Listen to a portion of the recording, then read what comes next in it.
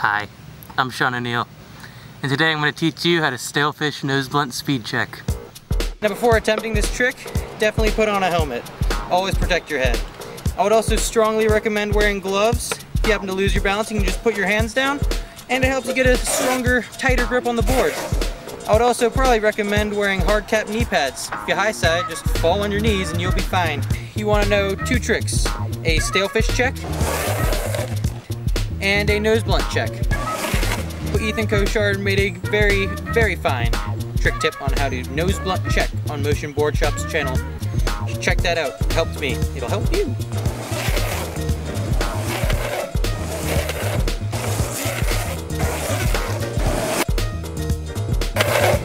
Okay, now that you guys know the background to this trick, it's about time you learned the foot placement.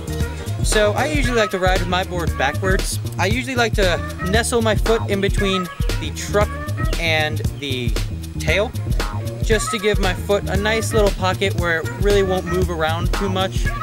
And this foot I also like to face a little bit diagonally forward, just to get a little bit more leverage on picking the board up and to prevent from sliding at 90 degrees and accidentally flat spotting your wheels. Now your back foot placement on the board, usually you want to have it in between the truck and the nose. It's just a nice little place to have your foot. Helps you get a little leverage, and you really do want a wider stance when you're doing this trick. You want to definitely keep your front foot flat, just so you can push down on the nose a little bit. And your back foot, have it just a little bit cocked in. Now weight distribution. So you're going to want to have more weight on your front foot just to help you pick the board up. So I would say on this foot have about 60 to 70% of your weight. On your back foot have 30 to 40%. And you want to have your weight kind of centered in the board, maybe a little bit more on your heels. You're going to want to kind of pick your upper body up and let your arm go up. This just helps to release a little bit of weight from your front foot and just help you slide a little bit further. Just keep your shoulders cocked back a little bit. So like once you're right here, it's easier to just bring the board back. You're gonna wanna know how to move your feet. Now, you're gonna wanna have more weight on your front foot, and you're gonna wanna have your weight back on your heels. And you're gonna wanna pick the board up in the air before you initiate the slide.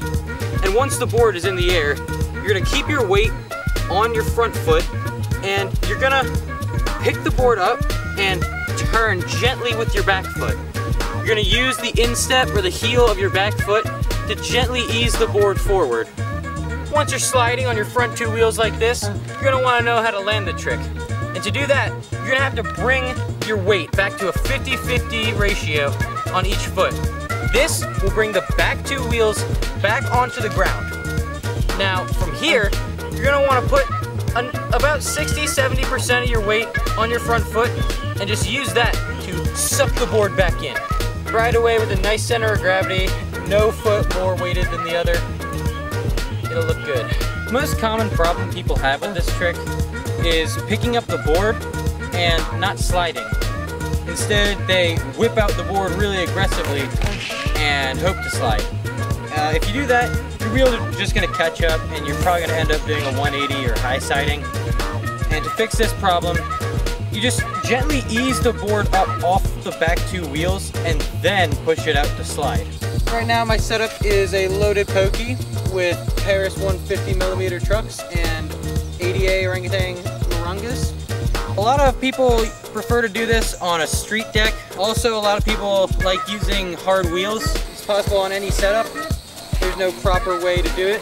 Alright, so that really wraps it up for Stalefish Noseblunt speed checks. Hope you get them. It's a hard trick.